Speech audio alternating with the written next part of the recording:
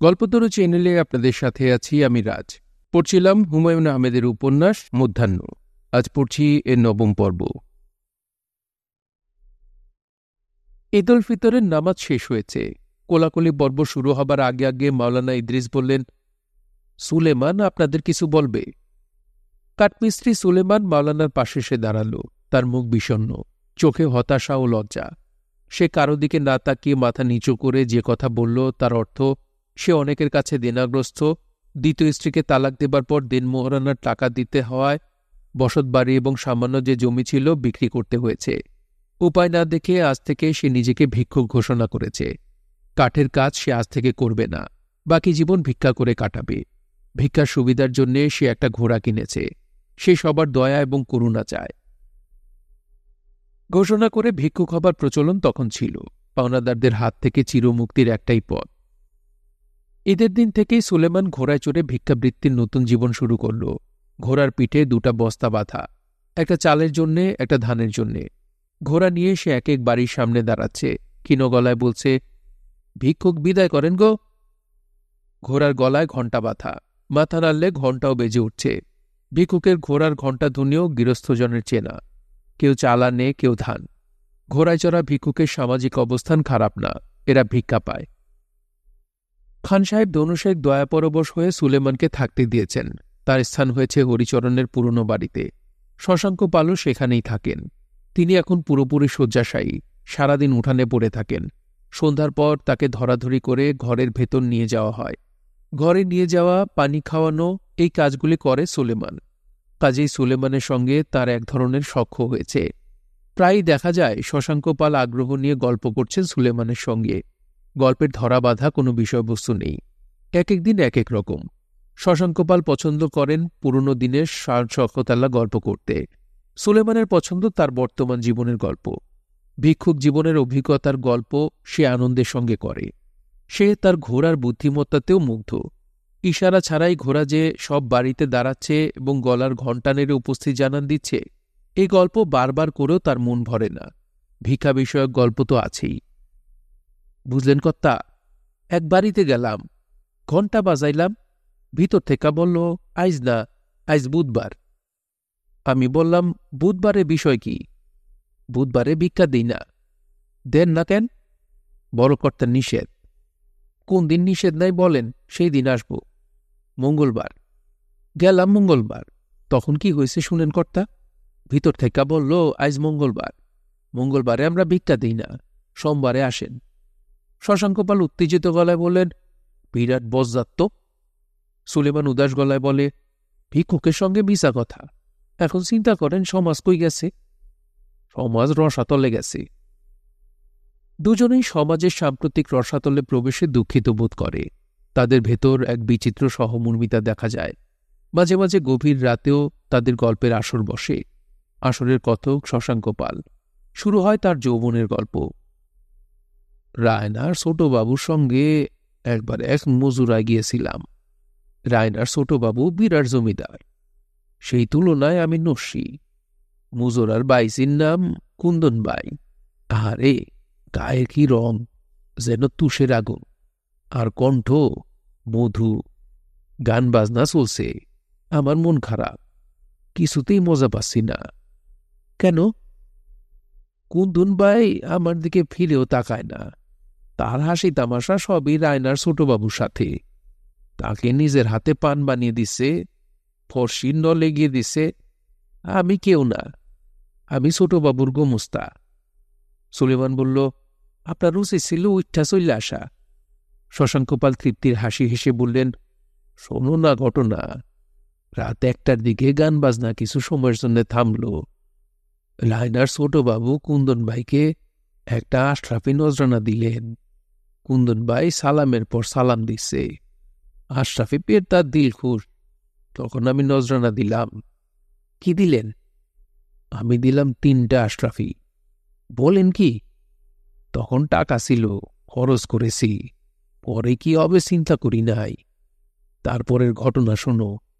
রায়নার ছোটবাবুর মুখ হয়ে গেল ছাইবর্ণ। তার জন্যে বিরাট অপমান। কুন্দন ভাইয়ের চোখে পলক পড়ে না। আমাকে বলল, বাবুজি আপকা তারিফ। তারিফ মানে কি? তারিফ মানে নাম। আমার নাম জানতে চাইল, নাম বললাম। পরের ঘটনা না বলাই ভালো। রাতে থেকে গেলাম। মধু মধু। রায়নার ছোটবাবুর কি হইল? উনি বিরাট শিক্ষার মধ্যে পড়লেন। জন্মের শিক্ষা। জুড়ি গাড়ি নিয়ে চলে গেলেন। সুলেমান বলল, উচিত শিক্ষা হয়েছে, পাছায় লাথি খাইছে। শশাঙ্কপাল বললেন, জীবন নিয়ে আমার কোনো আফসোস নাই। বুঝেছ সুলেমান, মধু দিন কাটিয়েছি। এখন সামান্য বেকায়দায় আছি। তবে বেকায়দা যে কোনো সময় কাটতে পারে। সুতা ভগবানের হাতে। উনি সুতা কিভাবে টান দিবেন কে জানে। উনার সুতার এক টানে দেবীর লক্ষ্মী এসে আমার পাশে বসতে পারেন। পারেন না? অবশ্যই পারেন। দেবীর লক্ষ্মীর গল্প শুনবা? শুনব। লক্ষ্মী এবং তার স্বামী নারায়ণ বৈকুণ্ঠ বসে রসালাপ করছিলেন। এমন সময় তাদের সামনে দিয়ে ঘোড়ায় চড়ে চলে গেল সূর্যপুত্র রেবন্ত। লক্ষ্মী তার ঘোড়ার দিকে চোখ বড় বড় করে তাকিয়ে রইলেন। সেই ঘোড়া তো আর তোমার ঘোড়ার মতো মরা ঘোড়া না, স্বর্গের ঘোড়া, নাম উচ্চশ্রবা। যাই হোক, নারায়ণ বললেন, লক্ষ্মী, তুমি চোখ বড় বড় করে কি দেখো? লক্ষ্মী ঘোড়া দেখে এতই মজেছেন যে উত্তর দিলেন না। নারায়ণের উঠল রাগ। উনি বললেন, ঘোড়া দেখে তুমি মজেছ? তোমাকে অভিশাপ দিলাম। তুমি পৃথিবীতে ঘোড়ি হয়ে জন্মাবে, ঘোড়ার সঙ্গে সঙ্গম করবে এবং তোমার একটা ঘোড়া পুত্র হবে। সুলেমান বলল, সর্বনাশ। শশাঙ্কপাল বললেন, দেবদেবীদের কাছে এইসব কোনো ব্যাপার না, তারা অভিশাপ দেওয়ার মধ্যেই থাকেন। লক্ষ্মী কি ঘোড়া হয়ে জন্মেছিলেন? অবশ্যই, তার একটা ঘোড়া পুত্র হয়েছিল। বিষ্ণুর আশীর্বাদে তার সাপ মুক্তি ঘটে। ঘোড়াপুত্র মানুষ হয়। এক বীর নামে সে দীর্ঘদিন পৃথিবী শাসন করে, নতুন এক বংশ স্থাপন করে। বংশের নাম হয় বংশ। আজীব ব্যাপার। দেবতাদের কাছে আজীব কোনো ব্যাপার নাই। তারা যদি ঘোড়া থেকে মানুষ বানাতে পারেন, তাহলে আমাকে দুর্দশা থেকে কেন উদ্ধার করতে পারবেন না? সুলেমান দৃঢ়তার সঙ্গে বলল, অবশ্যই পারবেন। নিশিরাতে শশাঙ্কপালের সঙ্গে গল্প করতে সুলেমানের ভালো লাগে। জীবন আনন্দময় মনে হয়। ভিক্ষুক জীবন যে এত সুখের হবে তা সুলেমানের কল্পনাতেও ছিল না। অল্পদিনেই ঘোড়ার পিঠে ঘুমিয়ে পড়ার দুর্লভ বিদ্যাও সে আয়ত্ত করেছে। ঘণ্টা বাজিয়ে হালকা চালে ঘোড়া চলে। সুলেমান লাগাম ধরে ঘুমিয়ে পড়ে। ঘুমের মধ্যে শোনে টুনটুন টুনটুন। শান্তির আনন্দযাত্রা।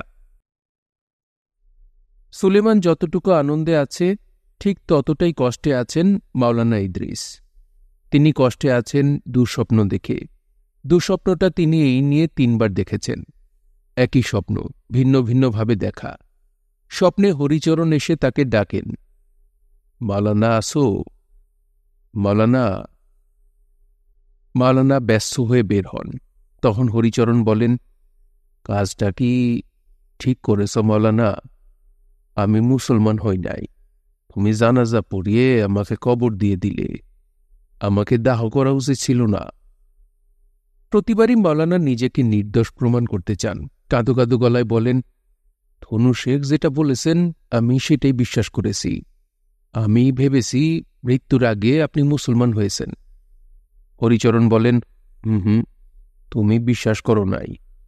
তুমি আমার লেখা দানপত্র দস্তখত করেছ। তুমি বিশ্বাস করবে কেন? তুমি কাজটা করেছ ভয়ে, আমাকে মাটি চাপা দিয়েছ। এখন কি করব সেটা বলে দেন। আমার লাশটা কবর থেকে তোলো, তারপর দাহ করার ব্যবস্থা করো। মুখাগ্নি তুমিই করবে। আমি কি করে মুখাগ্নি করব? আমি মাওলানা মানুষ। জহিরকে খবর দাও, সে আমার পুত্র সম, পুত্রই মুখাগ্নি করে। তাকে কই পাব বলেন? সে নিরুদ্দেশ হয়েছে, কেউ তার খোঁজ জানে না। খোঁজ বের করো, বেশি দেরি করলে মহাবিপদে পড়বা। কি বিপদ? আমি নিজে কবর থেকে বের হয়ে পড়ব, তখন বিরাট বিশৃঙ্খলা হবে। কি বিশৃঙ্খলা? বের হই, তারপর দেখো কি বিশৃঙ্খলা। এই পর্যায়ে আতঙ্কে মাওলানার ঘুম ভেঙে যায়। তিনি জেগে উঠে দেখেন তার বুক ধড়ফড় করছে, সারা শরীর ঘামে ভেজা, তৃষ্ণায় বুকের ছাতি ফেটে যাবার উপক্রম। স্বপ্নের বিষয়ে তিনি খান সাহেব ধনু শেখের সঙ্গে আলাপ করলেন। ধনু শেখ অতি বিশিষ্ট ব্যক্তি। লোকজন সবসময় তাকে ঘিরে রাখে। সরাসরি তিনি এখন কারো সঙ্গে কথা বলেন না। আগে তার মুন্সির সঙ্গে কথা বলতে হয়। মুন্সির অনুমতি পেলে তবেই খান সাহেবের সঙ্গে সাক্ষাৎ। খান সাহেব মাওলানার সঙ্গে ভালো ব্যবহার করলেন, মন দিয়ে স্বপ্ন শুনলেন। তারপর দাড়িতে হাত বুলাতে বুলাতে বললেন, স্বপ্ন নিয়া তুমি চিন্তিত? খান সাহেব কিছুদিন হলো দাড়ি রেখেছেন, দাড়িতে চেহারার ত্রুটি অনেকটাই ঢাকা পড়েছে। জি জনাব। ভালো জিনিস নিয়ে চিন্তা করা শিখো। স্বপ্ন কি কোনো বিষয়? স্বপ্নটা কয়েকবার দেখলাম, এই কারণে মন অস্থির। মাত্র কয়েকবার? একটা স্বপ্ন আমি এই নিয়ে 100 বার দেখেছি। স্বপ্নে আমি গেছি ছোট লাট সাহেবের সঙ্গে সাক্ষাতের জন্যে। খান বাহাদুর টাইটেল দেয়া হবে। আমার খান বাহাদুর টাইটেল পাওয়ার কথা। সেখানে আরো অনেক বিশিষ্টজনরা আছেন। অতি মনোহর তাদের পোশাক। একমাত্র আমার শরীরে কোনো কাপড় চোপড় নাই, পুরা ন্যাংটা, একটা সুতাও নাই। ছোট লাট এই অবস্থাতেই আমার সঙ্গে কোলাকুলি করলেন। তুমি বলো, খারাপ স্বপ্ন না? জি। এই স্বপ্ন আমি 100 বার দেখেছি, তাতে কি হয়েছে? নাকি তুমি ভাবতেছ হরিচরণ মৃত্যুর আগে কলেমা তৈয়ব বলে মুসলমান হয় নাই? আমি সবারে মিথ্যা বানিয়ে বলেছি। একজন হিন্দুরে মুসলমান পরিচয় দিয়া কবর দেওয়ার মধ্যে আমার কোনো ফয়দা আছে? চুপ করে থাকবা না, বলো ফয়দা আছে? জি না। স্বপ্নের তফসির জানলে মনের অস্থিরতা কমত। আল্লাপাক স্বপ্নের মাধ্যমে আমাদের অনেক কিছু জানান দেন। খান সাহেব বললেন, তফসির জানতে চাইলে জানো, বিশিষ্ট আলেমদের কাছে যাও। রাহা খরচ যদি চাও, আমার দিতে আপত্তি নাই। মুন্সির কাছে দস্তখত দিয়া 20 টাকা রাহা খরচ নাও। মাওলানা বললেন, আপনার মেহেরবানি। আমি যেন খান বাহাদুর টাইটেল পাই, এই জন্যে দোয়া খায় সর্বক্ষণ করবা। অঞ্চলে একজন খান বাহাদুর থাকলে সবের লাভ, এতে অঞ্চলের ইজ্জত বাড়ে, বুঝেছ? জি। তোমার বৃত্তি এই মাস থেকে 5 টাকা বাড়াইলাম। আমি দরাজ হাতের লোক, সাল্লার নিয়ামত হোসেনের মতো কিরপিন না। নিয়ামত হোসেন কি করেছে শুনেছ? জি না। লখনৌয়ের যে বাইজি নিয়ে আসছিল, তারে ফালায় থুয়া ভাগছে। সেই মেয়ে যেসব গয়না দিয়েছিল তাও শুনছি নিয়ে গেছে। মেয়ের না আছে টাকা পয়সা, না আছে কিছু, খাওয়া খাদ্যের ব্যবস্থাও করে নাই। বাধ্য হয়ে আমি ব্যবস্থা নিয়েছি। ভালো করেছেন। খান সাহেব হাই তুলতে তুলতে বললেন, কেউ বিপদে পড়লে তার জন্য কিছু না করা পর্যন্ত অস্থির থাকি, এইটাই আমার সমস্যা। লখনৌয়ের বাইজি পিয়ারিকে খান সাহেব ময়মনসিংহে ঘর ভাড়া করে রেখেছেন। পিয়ারির সঙ্গে আছে তবলচি এবং সারেঙ্গি বাদক। তাদের রান্নাবান্নার জন্য একজন বাবুর্চি আছে, দেখাশোনার জন্য দারওয়ান আছে। খান সাহেবকে কাজে কর্মে প্রায়ই ময়মনসিংহ যেতে হয়। তিনি পিয়ারির ভাড়া বাড়িতে উঠেন। অনেক রাত পর্যন্ত গান বাজনা হয়। পিয়ারির সঙ্গ তার বড় মধুর মনে হয়। রাতে সুনিদ্রা হয়। মাঝে মাঝে লাট সাহেবকে দেখার স্বপ্নটা তাকে বিরক্ত করে। দেওবন্দের আলেমরা মাওলানা ইদ্রিসের স্বপ্নের ব্যাখ্যা দিতে পারলেন না। তবে দেওবন্দ যাওয়ায় মাওলানার একটা লাভ হল, তিনি হাফেজ টাইটেল পেয়ে গেলেন। নির্ভুল কোরআন পাঠ করলেন। তার ইচ্ছা করল তিনি দেওবন্দে থেকে যাবেন। আলেমদের সঙ্গে ধর্মালোচনা করে জীবন কেটে যাবে। বান্দবপুরে ফিরে যাওয়ার মানেই স্বপ্নে হরিচরণের সঙ্গে সাক্ষাৎ। এছাড়া রঙিলা বাড়ির বিষয়ও আছে। রঙিলা বাড়ির বিষয় তিনি চিন্তাও করতে চান না। তারপরেও হঠাৎ হঠাৎ চিন্তাটা আসে, তখন বড়ই অস্থির লাগে। শান্তির জীবন আল্লাপাক তাকে দেন নাই, আল্লাপাক দিয়েছেন ধারাবাহিক দুশ্চিন্তার জীবন। হাফেজ মাওলানা ইদ্রিস বান্দবপুরে ফিরেছেন। এখন আর কেউ তাকে মাওলানা ডাকছে না, সবাই বলছে হাফেজ সাহেব। সম্বোধনী বলে দিচ্ছে এই লোক কোরআন মজিদ কণ্ঠস্থ করেছেন, ইনি সহজ কেউ না। শুনতে আনন্দ লাগছে, আনন্দের সঙ্গে গভীর শঙ্কাও জড়িত। মাওলানা জানেন ইবলিস শয়তান এখন সারাক্ষণ তার সঙ্গে থাকবে, তাকে বিভ্রান্ত করতে চেষ্টা করবে। একজন সাধারণ মানুষকে বিভ্রান্ত করার চেয়ে কোরআনে হাফেজকে বিভ্রান্ত করায় অনেক লাভ। ইবলিস প্রাণপণে চেষ্টা করে যাবে তাকে দিয়ে মিথ্যা বলাতে, পাপ চিন্তা করাতে। পাপ কাজে যেমন গুনাহ, পাপ চিন্তাতেও একই রকম গুনাহ। ইবলিস যে এই বিষয়ে যথেষ্ট অগ্রসরও হয়েছে সেটাও তিনি বুঝতে পারছেন। কয়েকদিন আগে এশার নামাজ শেষ করে বাড়ির দিকে রওনা হয়েছেন। হঠাৎ তার মনে হল বাড়িতে ঢুকেই দেখবেন জুলেখা উঠানে বসে আছে। চিন্তাটা অবশ্যই ইবলিস শয়তান তার মাথায় ঢুকিয়েছে। তিনি নিজে কখনো এ ধরনের নাপাকি চিন্তা করবেন না। আস্তাগফিরুল্লাহ। চিন্তাটা সঙ্গে সঙ্গে মাথা থেকে দূর করে দেয়া প্রয়োজন। তা না করে তিনি চিন্তাকে প্রশ্রয় দিলেন। আবারও ইবলিশের কাজ। তিনি কল্পনা করেই যেতে লাগলেন। কি ঘটছে তিনি চোখের সামনে দেখতেও পাচ্ছেন। এই তিনি উঠানে পা দিলেন। জুলেখা জল চৌকিতে বসেছিল, পরনে শাড়ি, মাথায় ঘোমটা নেই, মাথা ভর্তি চুল। তাকে দেখে লজ্জা পেয়ে জুলেখা উঠে দাঁড়াল। তিনি বললেন, এইখানে কি চাও? তোমাকে না বলেছি এ বাড়িতে আসবে না, আবার কেন আসছো? আপনাকে দেখার জন্য আসছি। কেন? আমি যত মন্দই হই, আপনি আমার স্বামী। এরকম নাপাকি কথা বলবা না। আমি নাপাক, কিন্তু আপনি আমার স্বামী, এর মধ্যে নাপাকি কি? আমি তওবা করব, তওবা করে আপনার সঙ্গে সংসার করব। চুপ, ধমক দিয়েন না, অজুর পানি দেন। আমি অজু করে তওবা করব, বাকি জীবন বোরকা পরে থাকব, কেউ জানবে না আমি কে। এখানে থাকলেই জানাজানি হবে। তাহলে চলেন, নাও নিয়া দূরে চইলা যাই। ভাটি অঞ্চলে যাইবেন? ভাটির শেষ সীমায়। চুপ করবা? না, চুপ করব না। উঠানে পা দিয়ে মাওলানার চিন্তা বন্ধ হল। উঠানে কেউ নেই, জলচৌকি শূন্য। তার মনটা খারাপ হল। সব শয়তানের খেলা। মাওলানা দীর্ঘ নিঃশ্বাস ফেললেন। তিনি গোসল করে পবিত্র হলেন। শয়তানের হাত থেকে বাঁচার জন্যে 3 বার সূরা ইয়াসিন পাঠ করলেন। মন পবিত্র করার জন্য এর চেয়ে ভালো সূরা নাই। তার মন ততটা পবিত্র হল না। রাতে খেতে বসার সময় মনে হল জুলেখাকে ভাত খাইয়ে দেওয়া উচিত ছিল। না খাইয়ে তাকে বিদায় করেছেন, কাজটা ঠিক হয় নাই। আজকে আয়োজনও ভালো ছিল। কাঁঠালের বিচি দিয়ে মুরগির সালুন। হাফেজ সাহেবের জন্যে রান্না করে কেউ একজন পাঠিয়েছে। আজ জালটাও ভালো হয়েছে। আমচুর দিয়ে টক ডাল। এর স্বাদই অন্যরকম। মেয়েরা টক পছন্দ করে। মাওলানার একবার মনে হল না জুলেখা এ বাড়িতে আসেনি, পুরোটাই তার কল্পনা, কিংবা তার ভাষায় শয়তানের জটিল খেলা। মাওলানার মস্তিষ্ক বিকৃতি সেটাই শুরু। ফজরের নামাজ পড়ার জন্য ঘুম ভাঙতেই মাওলানা শুনলেন পাশের ঘর থেকে জুলেখা মধুর স্বরে কোরআন আবৃত্তি করছে। তিনি বললেন, জুলেখা, নিচু গলায় পড়ো। পরপুরুষ তোমার কণ্ঠস্বর শুনবে, এইটা ঠিক না। জুলেখা বলল, জংলার মধ্যে বাড়ি, আপনি ছাড়া এখানে তো কেউ নাই। মাওলানা বললেন, এইটাও যুক্তির কথা, তারপরেও নিচু গলায় পড়া ভালো। ধরো জঙ্গলে কেউ লাকড়ির সন্ধানে যদি আসে, কিংবা হারানো গুরু যদি খুঁজতে খুঁজতে আসে। জুলেখা মনে হয় যুক্তি মেনেছে। এখন তার কণ্ঠস্বর ক্ষীণ। রঙিলা বাড়ির ঘাটে মাঝারি আকৃতির বজরা এসে থেমেছে। বজরায় আছেন মোহনগঞ্জের বাম গ্রামের শৈলজা রঞ্জন মজুমদার। রসায়নশাস্ত্রে এমএসসি করা দারুণ পড়ুয়া মানুষ। তিনি রবীন্দ্রনাথের কাছ থেকে ডাক পেয়েছেন, শান্তিনিকেতনের বিজ্ঞান ভবনে যোগ দেবার চিঠি। মানুষটা গান পাগল। চানবিবি নামের অতি সুকণ্ঠী গায়িকার খবর পেয়ে এসেছেন। রঙিলা বাড়িতে উপস্থিত হতে তার রুচিতে বাড়ছে। তিনি চানবিবিকে খবর পাঠিয়েছেন যদি সে বজরায় এসে কয়েকটা গান শোনায়। অপ্রচলিত গান সংগ্রহেও তার ঝোঁক আছে।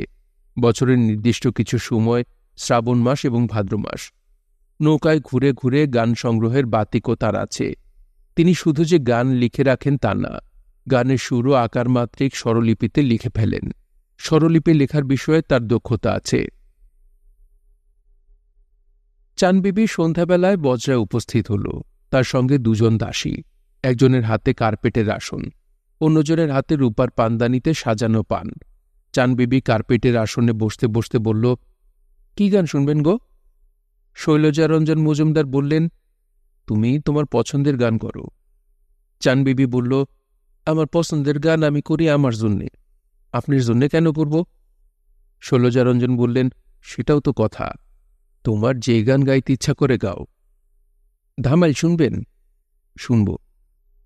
নাকি আমিন পাশার পাগলা গান শুনবেন? পাগলা গান কি? পদে পদে তাল ফেরতা, মজা আছে। তোমার সঙ্গে তো তবলা নেই, তাল আসবে কোত্থেকে? আমার গলায় তাল আছে। শৈলজা রঞ্জন 3টি গান শুনে বললেন, আর লাগবে না। চানবিবি তীক্ষ্ণ গলায় বলল, আমার গান কি আপনার পছন্দ হয় নাই? পছন্দ হয়েছে, কিন্তু আর শুনব না। আমি অতি বিখ্যাত একজন মানুষকে তোমার গান শোনার ব্যবস্থা করে দেব। উনাকে গান শুনিও। উনি যদি খুশি হন তাহলে তোমার মানব জন্ম ধন্য হবে। চানবিবি অবাক হয়ে বলল, এই মানুষটি? শৈলজারঞ্জন বললেন, উনি বাংলা গানের রাজার রাজা, তার নাম রবীন্দ্রনাথ ঠাকুর। তুমি নিশ্চয়ই তার গান কখনো শুনুনি? আমি ওনাকে চিনেছি, ওনার গান রে বলে রবিবাবুর গান। একটা গানের সুর পরিষ্কার মনে আছে, কথা মনে নাই, 1-2 পদ মনে আছে। শৈলজারঞ্জন অবাক হয়ে বললেন, 1-2 পদ শোনাও তো। চানবিবি শুদ্ধ করে গাইল, চরণ ধরিতে দিও গো আমারে, নিও না সরায়ে। শৈলজারঞ্জন আগ্রহের সঙ্গে বললেন, আমি গানটা ঠিক করে লিখে দিই, তুমি ভালো মতো শিখে রাখো। সত্যি যদি কোনোদিন সুযোগ হয়, রবীন্দ্রনাথকে গানটা শোনাবে। চানবিবি হ্যাঁসূচক ঘাড় কাত করল। মুক্তাগাছার জমিদার মহারাজা শশীকান্ত আচার্য চৌধুরীর নিমন্ত্রণে রবীন্দ্রনাথ ঠাকুর এসেছেন ময়মনসিংহে। 3 দিন থাকবেন। শিক্ষা বিস্তার কার্যক্রমের উপর কয়েকটা বক্তৃতা দেবেন। ময়মনসিংহের ঘূর্ণায়মান রঙ্গমঞ্চে থিয়েটার দেখবেন। তার জন্যে পাখি শিকারের ব্যবস্থা রাখা হয়েছিল। তিনি শিকার পছন্দ করেন না বলে সেই প্রোগ্রাম বাতিল করা হয়েছে। তার বদলে ব্রহ্মপুত্র নদে বিহার এবং সঙ্গীতানুষ্ঠান। রবীন্দ্রনাথ ময়মনসিংহে পৌঁছে জমিদারদের টানাটানিতে পড়ে গেলেন। কোথায় রাত কাটাবেন এই নিয়েও সমস্যা। শশীকান্ত আচার্য চাচ্ছেন রবীন্দ্রনাথ থাকবেন তার বাড়ি শশী লজে। গৌরীপুরের মহারাজা বজেন্দ্র রায় চৌধুরী চাচ্ছেন রবীন্দ্রনাথ রাত কাটাবেন গৌরীপুর লজে। তার ধারণা সম্পূর্ণ কাঠের তৈরি দোতলা বাড়ি কবিগুরুর পছন্দ হবে। বাড়িটা তিনি চীনা মিস্ত্রি দিয়ে তৈরি করেছেন। সুদূর বার্মা থেকে আনা হয়েছে সেগুন কাঠ। এদিকে মুক্তাগাছার আরেক জমিদার রাজা জগৎ কিশোর আচার্য চাচ্ছেন রবীন্দ্রনাথ থাকবেন তার নতুন বাড়ি আলেকজান্দ্রা ক্যাসেলে। 3 দিনের ক্লান্তিকর ময়মনসিংহ ভ্রমণের শেষে রবীন্দ্রনাথ চলে এলেন কেন্দুয়ার 18 বাড়িতে। 18 বাড়ির জমিদার বাবু প্রমোদ রায়চৌধুরী মহা সমাদরে তাকে নিয়ে এলেন। যে বাড়িতে তাকে রাখা হলো সেই বাড়িটা কাঠের। বাড়ির দোতলায় বিশাল বারান্দা। বারান্দায় কবির জন্য আরামদায়ক কেদারা পাতা। ভ্রমণে ক্লান্ত কবি আরাম কেদারায় শুয়ে সারা সন্ধ্যা বাংলাদেশের ঘন বর্ষণ দেখলেন। রাতে গান রচনা করলেন। আজি ঝড়ো ঝড়ো মুখরো বাদল দিনে, জানি নে কিছুতে কেন যে মনো লাগে না, এই চঞ্চল সজল পবন বেগে উদ্ভ্রান্ত মেঘ মনো চায়, ওই বলাকার পথখানি নিতে চিনে। মেঘমল্লারে সারাদিনও মান বাজে ঝরনার গান, মনো হারাবার আজি বেলা, পথ ভুলিবার খেলা, মনো চায় হৃদয় জড়াতে কার চিরঋণে। কবিকে আনন্দ দেবার জন্যে নৈশভোজের পর গানবাজনার আয়োজন করা হল। একজন বংশীবাদক বাঁশি বাজাল। কবি মন দিয়ে শুনলেন না। হাই তুলতে তুলতে বললেন, শরীরটা ক্লান্ত লাগছে, আজ শুয়ে পড়ি। মহারাজা বললেন, অবশ্যই, শোবার আগে একটা গান কি শুনবেন? আপনার রচিত গান, সুকণ্ঠী গায়িকা, মনে হয় আপনার ভালো লাগবে। বাবু শৈলজারঞ্জন মজুমদার আমাকে পত্র দিয়ে এই গায়িকার কথা বলেছেন। তাকে পালকি করে আনিয়েছি। অবশ্য সামান্য কিন্তু আছে।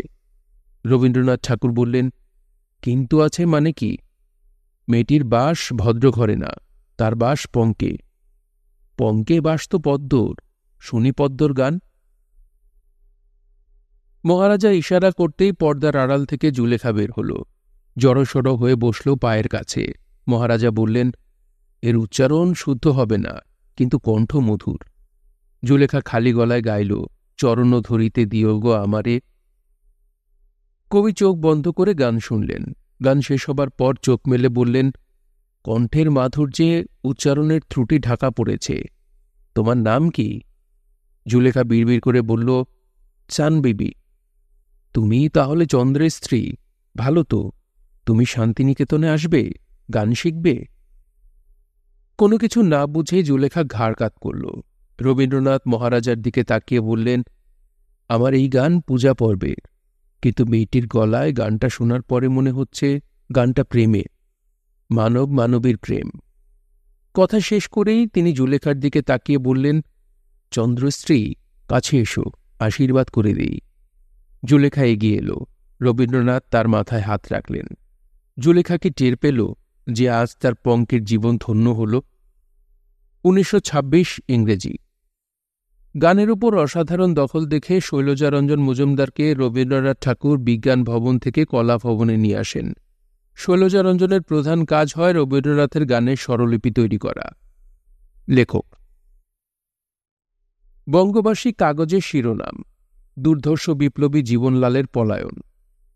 ঘটনার বিবরণে বলা হচ্ছে, আলিপুর সেন্ট্রাল জেল থেকে বন্দি স্থানান্তরের সময় জীবনলাল হাতকড়া বাঁধা অবস্থায় পলায়ন করেন। ওৎ পেতে থাকা বিপ্লবীরা পুলিশের গাড়িতে বোমাবর্ষণ করলে এই সুযোগের সদ্ব্যবহার করেন জীবনলাল। ময়মনসিংহ গ্যাজেট পত্রিকার শিরোনাম, খান সাহেব ধনু শেখ মুসলিম লীগের ময়মনসিংহ জেলার আহ্বায়ক নির্বাচিত। দুই পত্রিকায় দুজনের ছবি, ধনু শেখের মাথায় তুর্কি ফেস টুপি, গায়ে আচকান। জীবনলালের ছবিতে ফুলহাতা গেঞ্জি পরা এক যুবক, যার চেহারায় লজ্জাভাব প্রবল। ক্যামেরায় ছবি তোলা হচ্ছে, এই কারণে সে বিব্রত। এই দুই পত্রিকার কোনোটিতেই তামিলনাড়ুর তিরুচিরাপল্লীর এক যুবকের ছবি বা খবর ছাপা হয়নি। যুবকের নাম চন্দ্রশেখর ভেঙ্কটরম। তিনি 1930 সনে পদার্থবিদ্যায় নোবেল পুরস্কার পেয়েছেন। আশ্চর্যের ব্যাপার, তার আপন ছোট ভাইয়ের ছেলে সুব্রমণিয়াম চন্দ্রশেখরও 50 বছর পর 1983 সনে পদার্থবিদ্যায় নোবেল পুরস্কার পান। ভারতীয় পত্রিকাগুলি এই খবর ছাপাতেও কেন জানি ভুলে গিয়েছিল। বান্দবপুর পদার্থবিদ্যার নোবেল পুরস্কার নিয়ে চিন্তিত না, বঙ্গভঙ্গ রদ হওয়ার সমস্যা নিয়েও চিন্তিত না, গান্ধীজি হঠাৎ করে অসহযোগ আন্দোলন কেন ভেঙে দিলেন তা নিয়েও চিন্তিত না। বান্দবপুর চিন্তিত তার মানুষজন নিয়ে, মাওলানা ইদ্রিসকে নিয়ে। মানুষটার হয়েছে কি? এই রোগের কি কোনো চিকিৎসা আছে? তাকে ধরে বেঁধে একটা বিয়ে দিয়ে দিলে কেমন হয়? জঙ্গলে অমাবস্যা তিথিতে হো হো শব্দ কেন হয় তা নিয়ে বান্দবপুর চিন্তিত। ভূতপ্রেতের বিষয় বোঝা যাচ্ছে। কন্দুকাটারা এমন শব্দ করে। কন্দুকাটা যতক্ষণ জঙ্গলে থাকবে ততক্ষণ ঠিক আছে, কিন্তু পাড়ায় ঢুকলে সমূহ বিপদ। কবিরাজ সতীশ পরিবারের মেয়ে যমুনাকে নিয়ে বান্দবপুর চিন্তিত। সালিশ বসা উচিত, এখনো বসছে না কেন? সালিশে মেয়েটিকে জিজ্ঞাসাবাদ করতে হবে ঘটনা কে ঘটিয়েছে, হিন্দু না মুসলমান। ডাকাত দল যেহেতু যুক্ত, মুসলমান হবার সম্ভাবনাই বেশি। ডাকাতি বেশিরভাগই মুসলমানরাই করে। ভারতীয় এক বিজ্ঞানী সমুদ্রে পানির রং নীল দেখায় কেন তা বের করে ফেলেছেন। এটা কি কোনো বিষয়? ঈশ্বর ঠিক করে রেখেছেন সমুদ্রের পানি নীল দেখাবে, এই কি যথেষ্ট না? হাফেজ মাওলানা ইদ্রিসের মাথা যে পুরোপুরি গেছে, এই বিষয়ে বান্দবপুরের মানুষের মনে এখন আর কোনো সংশয় নেই।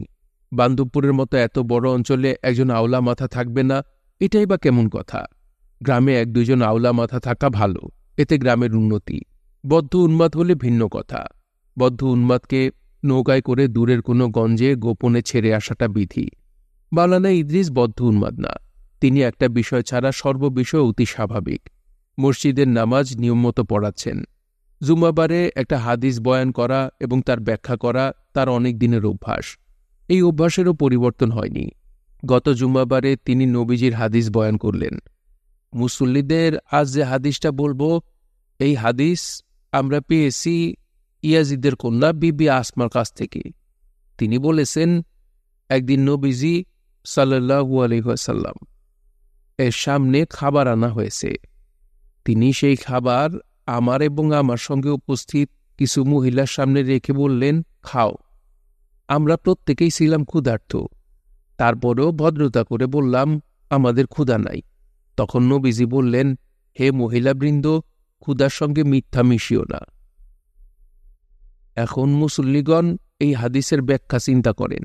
ব্যাখ্যা হল, ভদ্রতার কারণে মিথ্যা বলা যাবে না, যেই মিথ্যায় ক্ষতি নাই সেই মিথ্যাও বলা যাবে না, অর্থাৎ কোনো অবস্থাতেই মিথ্যা বলা যাবে না। সবাই বলেন আলহামদুলিল্লাহ। সবাই আলহামদুলিল্লাহ বলল। মাওলানা দোয়া শুরু করলেন। কোথাও ভুল নেই, কোনো ভ্রান্তি নেই, শুধু এক জায়গাতে সমস্যা। মাওলানার ধারণা ঘরে তার স্ত্রী আছে, অতি রূপবতী স্ত্রী। বাড়িতে ঢোকার আগে উঠানে দাঁড়িয়েই তিনি কয়েকবার গলা খাকারি দেন, যেন তার স্ত্রী গায়ের কাপড় বেসামাল থাকলে ঠিকঠাক করে নিতে পারেন। স্ত্রীকে স্বামীর সামনেও আব্রু রক্ষা করার বিধান। বাড়িতে ঢুকে পাগড়ি খুলতে খুলতে মাওলানা বলেন, বউ, রান্না কিছু হয়েছে? তার প্রশ্নের কেউ জবাব দেয় না, কিন্তু মাওলানা জবাব শুনতে পান এবং স্বাভাবিক ভঙ্গিতে বলেন, থাক থাক, জ্বর গায়ে নিয়ে এখন রান্না করতে বসতে হবে না।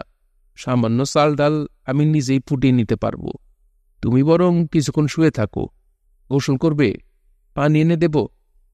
তাহলে থাক, গোসলের দরকার নাই। জ্বর সারুক। বউ, আমার কিন্তু ধারণা তোমার ম্যালেরিয়া হয়েছে। প্রতিদিন একই সময় জ্বর, এইটা ম্যালেরিয়া ছাড়া আর কিছু না। আমাকে মনে করিয়ে দিও, সতীশ কবিরাজের কাছ থেকে মিক্সার এনে দিব। 5 দাগ মিক্সার খেলেই জ্বর শেষ। খেতে তিতা, নিশিন্দার রসের চেয়েও তিতা, কিন্তু ম্যালেরিয়ার জম। মাওলানা বারান্দায় রান্না করতে বসেন। চোঙা দিয়ে চুলায় ফুঁ দিতে দিতে পরিষ্কার শুনতে পান উঠান ঝাড় দেয়া হচ্ছে, পাতা জমানো হচ্ছে। মাওলানা দুঃখিত গলায় বললেন, বউ, তুমি দেখি আমার কোনো কথাই শুনো না। শরীরে জ্বর নিয়া উঠান ঝাড় দিতে শুরু করলা। কয়েকটা শুকনা পাতা পইরা আছে, এতে হয়েছে কি? বন করো। ঝাড় দেওয়ার শব্দ বন্ধ হয়ে যায়। মাওলানা বড়ই আনন্দ পান। হাটের দিনে মাওলানাকে তার অদৃশ্য স্ত্রীর জন্যে টুকটাক অনেক কিছু কিনতে দেখা যায়। সস্তার জিনিস, কাঁচের চুড়ি, ফিতা, কাঠের কাকই। দোকানিরা এই সময় তার সঙ্গে নানান রহস্য করে। তিনি সেই রহস্যের কিছুই বোঝেন না। তাদের কথার জবাব দিতে যান। স্ত্রী প্রসঙ্গে কথা বলতে তার ভালো লাগে। মাওলানা সাহেব, কাঁচের চুড়ি যে কিনতেছেন, ভাবি সাহেবের হাতের মাপ দরকার না? এই মাপেই চলবে। মাপ আমি জানি। সবুজ চুড়ি কিনলেন, ভাবি সাহেবের গায়ের রং কি? গায়ের রং সাদা না হইলে চুড়ি ফুটব না। গাত্রবর্ণ অতি পরিষ্কার। মাশাল্লাহ। নতুন এক সাবান বাইর হয়েছে কোম্পানির, জলে ভাসা সাবান। পুষ্কুনিতে সাইরা দিবেন, পানিতে ভাসতে থাকব। ভাবি সাহেবের জন্যে সাবান একটা দিব? না, সে পুকুরে স্নান করে না। পুকুরে স্নান করতে সমস্যা কি? সমস্যা আছে, পর্দার সমস্যা, চারদিক খোলা। সেইটাও তো একটা কথা। মাওলানাকে নিয়ে নানান আমোদ হয়। বান্ধবপুরের লোকজন আমোদ করে, পরিচিত জনরা করে, অপরিচিত জনরাও করে। সবচেয়ে বেশি আমোদ করেন ধনু শেখ। আজকাল তার সময়ের খুব অভাব। নানান মিটিং করতে হয়, সভা সমিতিতে যেতে হয়। ময়মনসিংহ শহরে নিজের থাকার জন্যে তিনি বাড়ি বানিয়েছেন। বাড়ির নাম খানভিলা। বান্ধবপুরে মাসে 1-2 বারের বেশি আসতে পারেন না। যখনই আসেন মাওলানাকে ডেকে পাঠান। ধনু শেখের সময়টা ভালো কাটে। মাওলানা, তোমার স্ত্রী আছে কেমন? জি জনাব, ভালো, শুকুর আলহামদুলিল্লাহ। গতবারে তোমার কাছে শুনেছিলাম ওনার ম্যালেরিয়া হয়েছে। জি, সতীশ কবিরাজের কাছ থেকে এনে ওষুধ খাইয়েছি, এতে আরাম হয়েছে। এখন আর জ্বর আসে না? জি না, আল্লাহ পাকের মেহেরবানি। এখন পর্যন্ত কেউ ওনারে চোখে দেখল না, এইটা কেমন কথা? পর্দা পশিদার মধ্যে থাকে। স্ত্রীলোকের সামনেও কি পর্দা করে? জি। ভালো তো, খুবই ভালো। তা তোমাদের সন্তানাদি কিছু হবে? আছে কোনো খবর? এখনো খবর নাই। খবর হইলে আগে ভাগে বলবা, নয়তো একদিন হঠাৎ শুনবা তোমার সন্তান হয়েছে, তারেও কেউ চোখে দেখে না। খবর হইলে আপনারে জানাবো। তোমার স্ত্রীর নাম তো জুলেখা, নাম ঠিক বলেছি না? জি। সে রঙ্গিলা নটিবাড়ির জুলেখা না তো? জি না, তবা, আপনি কি বলেন? না হইলে ভালো। মাওলানা হইয়া নটি বিবাহ করলে লোকজন তোমার পেছনে দাঁড়ায় নামাজ পড়বে না, ঠিক না? জি ঠিক। রঙ্গিলা বাড়ির জুলেখার খবর কিছু রাখো। শুনেছি সে নাকি কলিকাতায় থাকে। তার গানের থাল বাইর হইছে, 2 টাকা কইরা থালের দাম। আমি কিছু জানি না। না জানাই ভালো। তুমি স্ত্রীকে নিয়ে আসো, ভালোই আসো। ভালো কথা। তোমার কি স্ত্রীর সাথে ঝগড়া বিবাদ হয়? হয় না। 2 জন মানুষ একসাথে বাস করতেছ, কিছু ঝগড়া তো হওয়ার কথা। ধমক ধামক কোনোদিনও দাও নাই? একবার দিয়েছিলাম, শুরু করলো কান্দন। কান্দন দেখা মন খারাপ হয়েছিল, বিধায় ঠিক করেছি আর ধমক ধামক না। তোমার স্ত্রীর মতো স্ত্রী সবের প্রয়োজন। এরকম স্ত্রী জন প্রতি 10-12টা থাকলেও ক্ষতি নাই। শোনো মাওলানা, তুমি তোমার স্ত্রীকে নিয়ে একবার ময়মনসিংহের বাড়িতে আসো। কি বাড়ি বানাইলাম দেখা যাও, বাড়িতে ফু দিয়া যাও। স্ত্রী পর্দার মধ্যে থাকবে, অসুবিধা কি? বোরকা বইরা যাবে, বোরকা বইরা ফিরবে। জি আচ্ছা, যাব। ধনু শেখের ময়মনসিংহের বাড়িতে মাওলানার যাওয়া না হলেও অন্য এক অতিথি হঠাৎ রাত দুপুরে উপস্থিত। মাঘ মাস, শীত পড়েছে জব্বর, সেই সঙ্গে কুয়াশা। 1 হাত দূরের মানুষ দেখা যায় না এমন অবস্থা। ধনু শেখ রাতের খাবার শেষ করেছেন, পানের জন্য অপেক্ষা করছেন। জর্দা দিয়ে পান খেতে খেতে হুঁকো টানবেন। বাবুর্চি সগির পায়ে গরম তেল মালিশ করে দিবে। শরীর ভালো বোধ করলে পিয়ারিকে খবর দিয়ে আনবেন। কিছু গান বাজনা হবে। ইদানিং রাত জেগে দীর্ঘ সময় গান শুনতে পারেন না, ঘুমিয়ে পড়েন। গান শুনতে শুনতে ঘুমিয়ে পড়ার মধ্যেও আনন্দ আছে। ধনুশেখ পিয়ারিকে আনতে পাঠাবেন কি পাঠাবেন না তা নিয়ে আরামদায়ক অনিশ্চয়তায় আছেন। এই সময়ে অতিথি শোবার ঘরে ঢুকে পড়ল। অতিথির মাথায় মাফলার, গায়ে ছাই রঙের চাদর। ধনুশেখ চেঁচিয়ে উঠতে গিয়েও চুপ করে গেলেন। অতিথি অপরিচিত না, মাফলারে অতিথির মুখ প্রায় ঢাকা, তারপরেও তাকে চেনা যাচ্ছে। অতিথির নাম জীবনলাল। এই লোকের ফাঁসি হয়ে যাবার কথা, সে এখানে কি করছে? বাড়িতে দারোয়ান আছে, সে ঢুকলই বা কিভাবে? ধনুশেখের স্ত্রীদের কেউই এ বাড়িতে নেই। খানসামা এবং বাবুর্চি নিয়ে সংসার। বাবুর্চি জর্দা আনতে গিয়ে মারা গেছে নাকি কে বলবে? আমাকে চিনেছেন?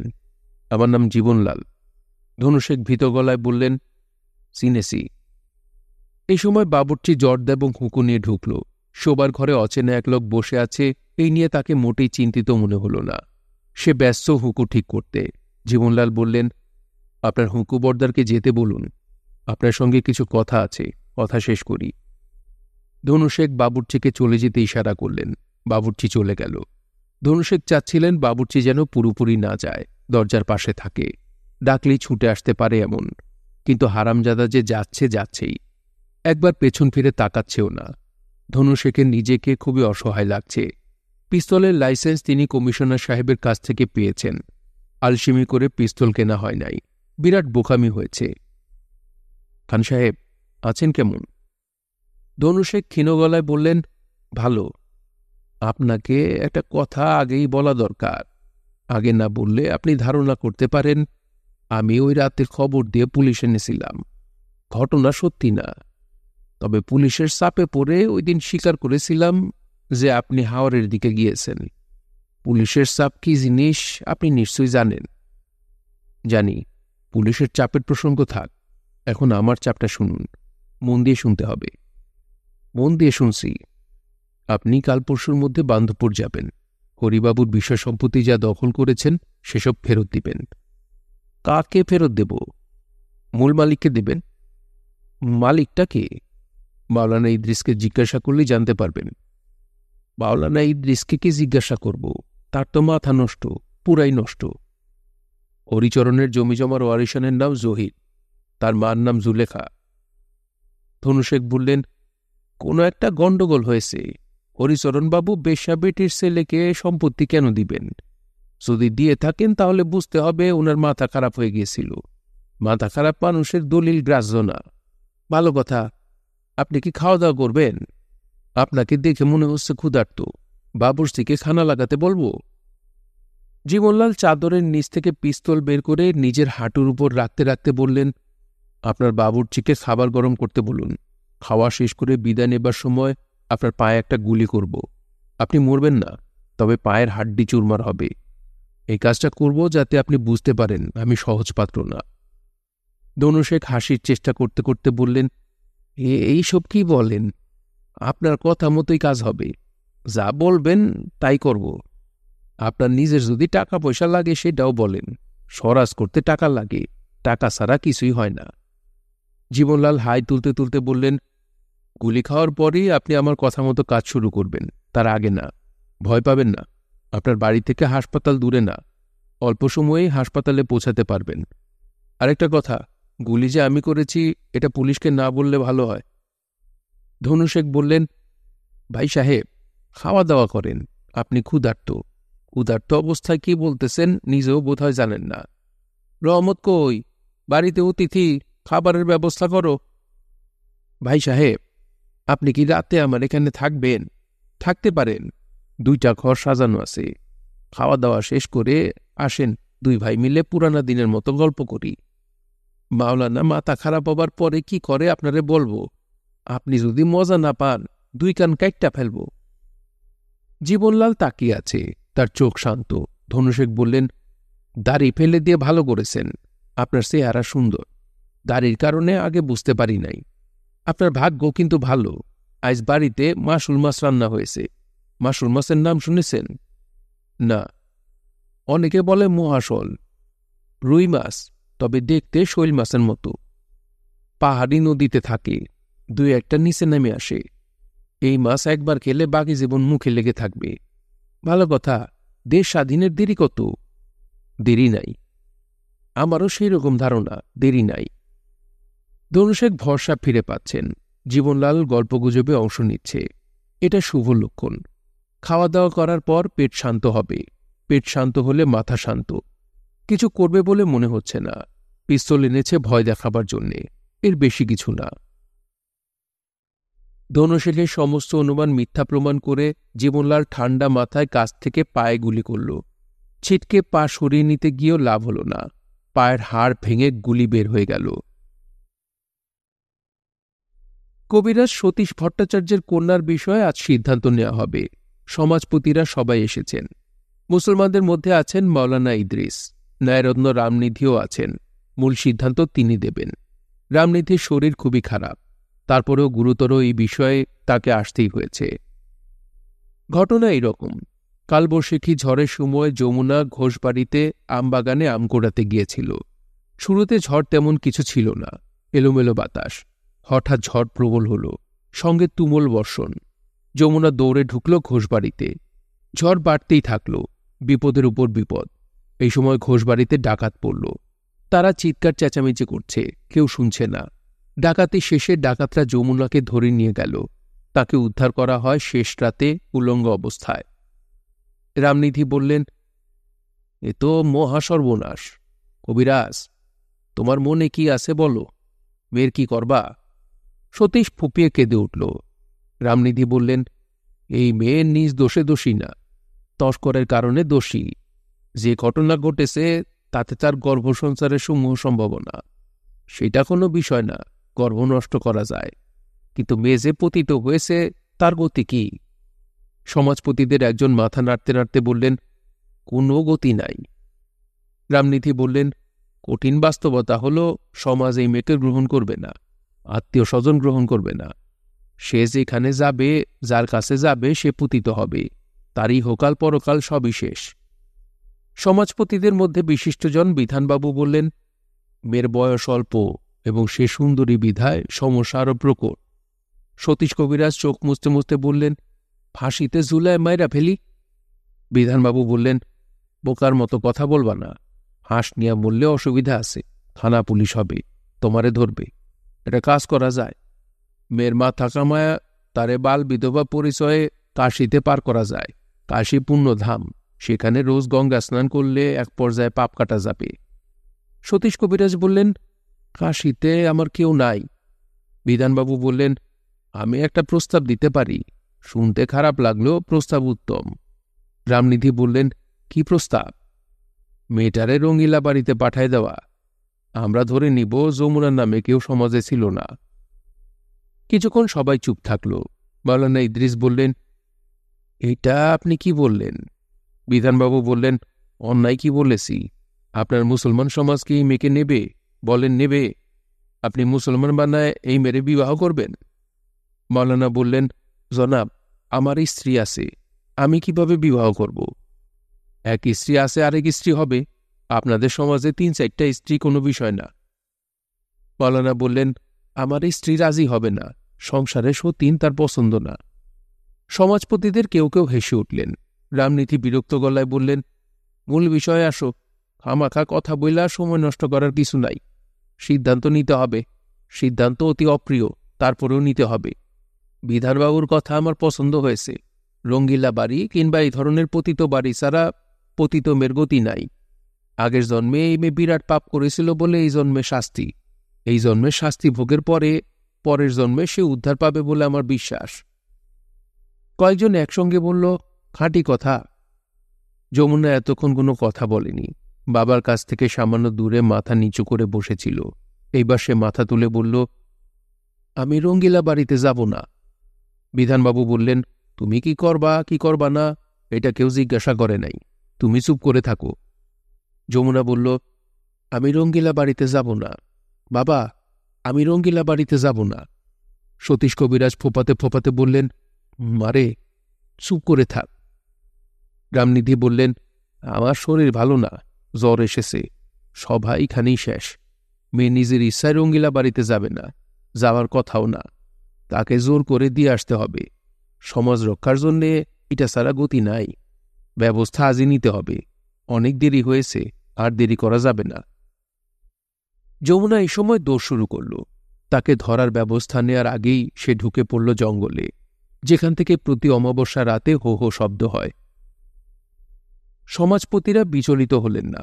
জঙ্গল থেকে যমুনাকে বের হতে হবে, কয়েক ঘন্টার ব্যাপার। বের হলে ধরে বেঁধে রঙিলা বাড়িতে পার করা, সেখানে মেয়ে কেনাবেচার ব্যবস্থাও আছে। ভালো মহাজন পেলে বিক্রি হয়ে যাবে, সেবাদাসী হিসেবে জীবন কেটে যাবে। আগের জন্মের পাপের শাস্তি তো নিতেই হবে। শুনছিলেন হুমায়ুন আহমেদের উপন্যাস মধ্যাহ্ন, পড়ছিলাম এর 9ম পর্ব। উপন্যাসটি আপনাদের কাছে কেমন লাগছে তা অবশ্যই কমেন্ট করে আমাদেরকে জানাতে পারেন। ভালো লাগলে একটি লাইক করবেন, চাইলে শেয়ার করে অন্যকে শোনার সুযোগ করে দিতে পারেন। সবাই ভালো থাকবেন, সুস্থ থাকবেন এবং গল্পতরুর সঙ্গেই থাকবেন। ধন্যবাদ।